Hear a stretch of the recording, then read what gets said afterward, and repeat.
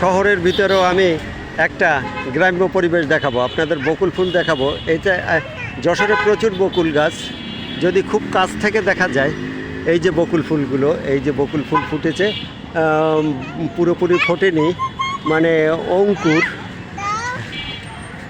এখনও ঘ্রাণ আসেনি। এই যে ভাই, এই যে বকুল ফুল, এই যে সেই বকুল ফুলের মালা। বকুল ফুল নিয়ে অনেক গল্প, অনেক কিছু আছে, যেহেতু বকুল ফুল সবাই পছন্দ করে এবং আমাদের যশোরে প্রচুর পরিমাণে বকুল গাছ। আপনি এই যে লালদিঘির পাড়ে আপনি যতগুলো গাছ দেখছেন, ক্যামেরায় যতগুলো গাছ আসছে, বেশিরভাগই বকুল গাছ। তাজরুবা আবার পালিয়েছে আমাকে ফেলে, দেখুন একটা পাতা ছিঁড়ে নিচে, এই পাতাটাও সম্ভবত বিসর্জন দেবে লালদিঘিতে, যেহেতু তার বিসর্জন না দিলে তার পূর্ণ হবে না, সে তাই ভেবেছে।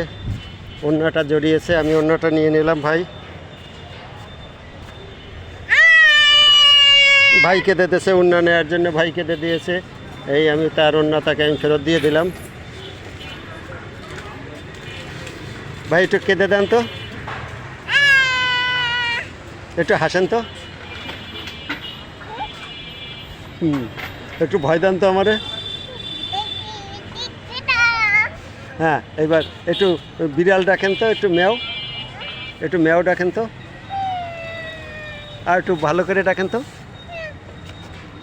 তাজরুবা এবার ম্যাও ডাকছে লালদিঘির পারে। তাজরুবা তো সেই আনন্দে আছে, ওই যে সেই পাতাটা আবার বিসর্জন দিল, পাতাটা বিসর্জন না দিলে তার পূর্ণ হবে না, সে তাই ভেবেছে, এই জন্য পাতাটা আবার লালদিঘির জলে ফেললো।